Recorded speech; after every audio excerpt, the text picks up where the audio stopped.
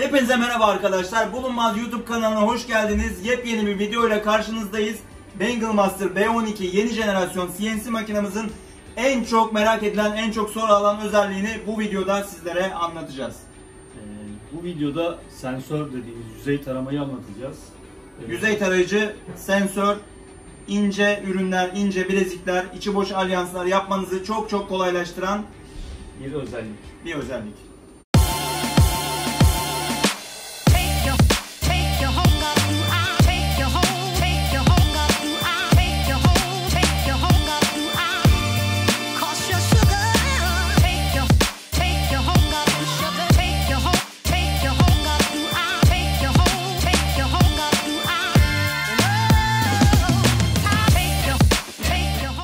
Bengal Master nedir? Muhtemelen bu video serimizi izliyorsunuz ama yine tekrar bir üzerinden geçmek istiyorum. Bengal Master 12 eksen çalışan alyans, bilezik ve benzer objeleri yapmak için altın, gümüş, her türlü metale çalışabilirsiniz. Geliştirdiğimiz, gerçekten çok fazla eksen hareket eden, dediğim gibi 12 harekete ulaşan bir CNC makine. Peki Bengal Master'ın hassasiyeti ne derecede? İşte bu videoda onu göreceğiz. Çünkü sensörü kullandığımız zaman bütün ölçüler çok daha hassas olmuş oluyor ve makinamızın ne kadar ince ürüne, ne kadar ince kalemlerle işlem yapabildiğini tek tek inceleyeceğiz. Bu video serisinin bütün videolarında olduğu gibi aşağıdaki linklerden diğer videoları da inceleyebilirsiniz. Yine Harun Usta ile beraberiz. Harun Usta bizim teknik servisimizin baş ustası. 6-7 kişilik bir teknik ekibimiz var. Bunlar kimisi çizimci, tasarım yapıyor, kimisi makine eğitimlerine veya satış sonrası desteklere gidiyor.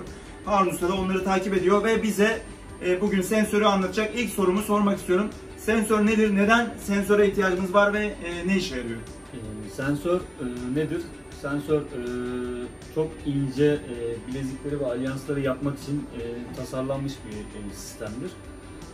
Çok ince olduğu için model atarken alyansa ve bileziğe zarar verme ihtimali çok fazla. Bunun için de önce yüzeyi tarattırıyoruz ve bu yüzeydeki bozuk zeminler diyelim makineye bildiriliyor. Makine de ona göre konum belirliyor.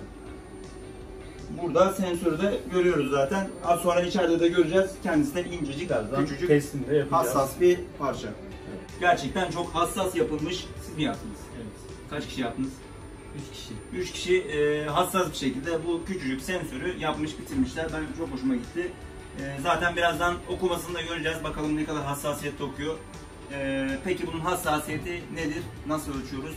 Ne diyoruz? Hassasiyet oranı %5'lerde, yani %3-%5 arasında bir hassasiyet oranı %5 dediğin zaman bir milimin %5'i kadar şaşabilir. Aynen öyle. Yani bir saç telinden daha ince bir oran diyebiliriz. Peki bu imalatta problem olmayacak bir ölçümü.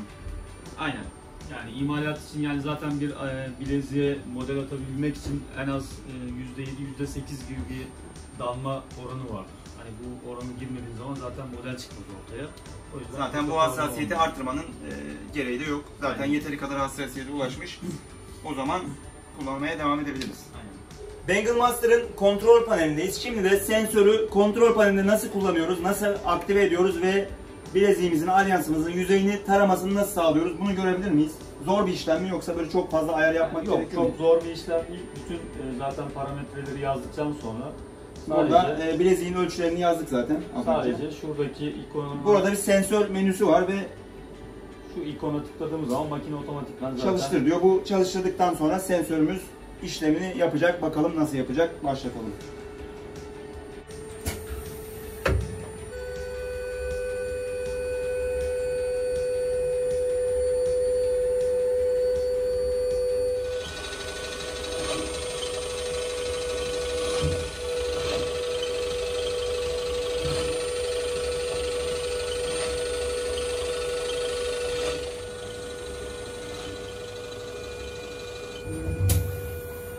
Sensör hızlı bir şekilde taramayı tamamladı ve yüzeydeki iniş çıkışları bilgisayara aldı. Yaklaşık 20 saniye sürdü bu işlem. Peki istersek bu işlemi daha hızlandırabilir miyiz? Neden hızlandırmak isteyebiliriz? Yani şöyle, istersek bu işlemi tabii hızlandırabiliriz. Bunlar tamamen parametresel olaylar. Yani kullanıcı kendisi de istediği gibi tarama hızını ve genişlik mesafesini değiştirebiliyor. Bu da süreyi daha da kısaltabiliyor. Ama süre kısaldıkça hassasiyet azalabiliyor mu yoksa? Yok, çok fazla fark etmiyor. Zaten bizim ürünümüz bilezik olduğu için, yani çok fazla böyle 3 boyutlu karma karışık bir yapı olmadığı için hızlandırsak da dolayısıyla bunu 20 saniyeyi herhalde 10-15 saniyede çok rahat bir şekilde çekebilirsiniz. Dolayısıyla sensör seri üretimi de yavaşlatan bir parça değil. Çok fazla böyle 5-10 saniyelik bir süre ekleyerek şarnel bilezikleri de işlemebiliyoruz. Ama şarnel ne demek? Şimdi videonun içine küçük bir video alalım. Arkadaşlar Bengal Master sensör videomuza kısa bir ara verdik. Çünkü size şarnel sistemimizi de kısaca bir anlatmak istiyoruz. Ama daha sonra bu şarnel sistemimizin videolarını çekeceğiz. Bunları da izleyip çok daha detaylı bilgi alabilirsiniz. Şarnel ne demek? İlk aşamada bileziğimizi düz bir şekilde yapıyoruz, düzeltiyoruz. İkinci aşamada bileziğimizin yanlarını kıvıran bir burada tornamıza bağlı bir aparat var ve üçüncü aşamada son olarak da şarnel bileziğimize bombesini burada veriyoruz. Gördüğünüz gibi şarnel işleminden geçirilmiş bir bilezik var elimizde.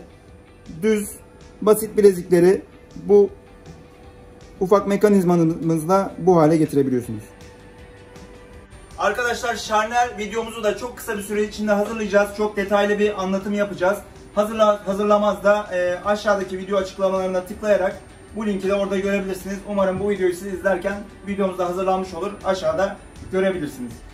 Tekrar Bengal Master'ın kontrol ekranındayız. Burada yüzey taramadan sonraki bütün detayları görebiliyoruz.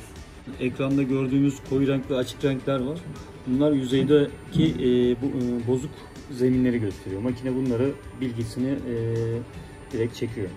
Sensör işini yaptı, her şeyi hazırladı. Bilgisayarımız Bengal Master'ın kontrol bilgisayarı şu anda bileziğimizin üzerindeki bütün yüzey iniş çıkışlarını biliyor. Şimdi de operasyonu başlatıp bir model işleyebilir. Sensörün işlemini çok daha iyi görebiliriz. Başlatalım.